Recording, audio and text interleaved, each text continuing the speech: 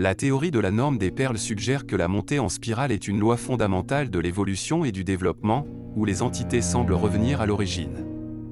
Cependant, fondamentalement, cette origine n'est qu'une perspective, en réalité, elle représente un niveau supérieur.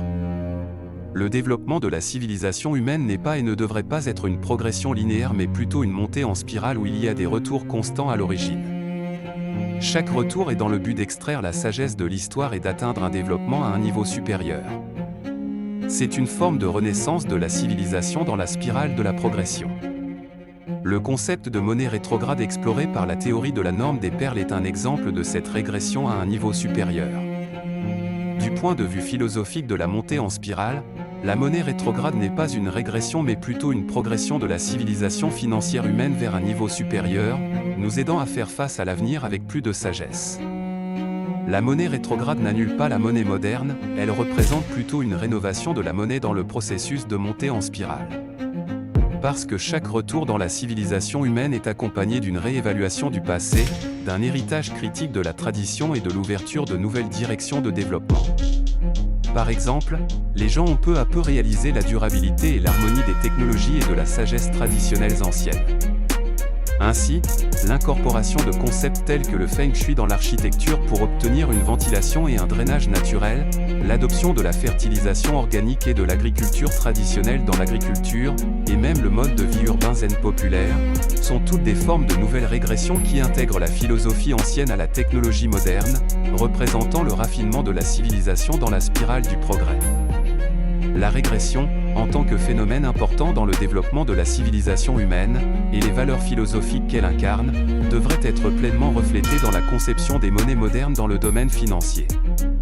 La théorie de la norme des perles s'efforce d'explorer systématiquement cette question du niveau métaphysique au niveau pratique, en mettant l'accent sur l'importance de la réflexion philosophique dans les finances.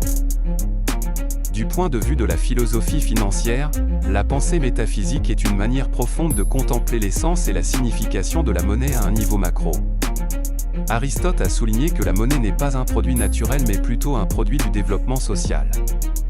Cette perspective souligne la nature métaphysique de la monnaie, indiquant qu'elle est un produit du consensus social, représentant des valeurs et le fondement de l'organisation sociale.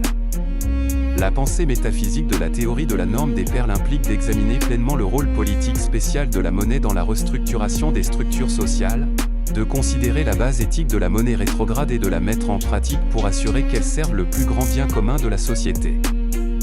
D'autre part, la pensée philosophique ascendante dans la conception monétaire implique d'analyser l'application réelle de la monnaie du point de vue des effets sociaux individuels à un niveau micro. Bien que la pensée ascendante soit une perspective différente de la pensée descendante, elle est essentiellement une perspective qui lie le global et le local, le macro et le micro, car sans caractéristiques individuelles, il n'y aurait pas de commun. Adam Smith a dit un jour, « Chacun, en poursuivant ses propres intérêts, est guidé par une main invisible pour promouvoir l'intérêt public. » La conception de la monnaie rétrograde de la théorie de la norme des perles se concentre sur l'ancrage du consensus sur les prix et du consensus sur les transactions au niveau individuel. La théorie de la norme des perles estime que le consensus sur la valeur de l'ancrage des perles marines et la tendance individuelle à choisir la monnaie rétrograde dans le système monétaire à norme absolue favorise les interactions entre les individus, favorisant ainsi le progrès de la civilisation humaine vers le respect de l'environnement et atténuant ou évitant l'asservissement financier et les crises potentielles causées par l'inflation continue.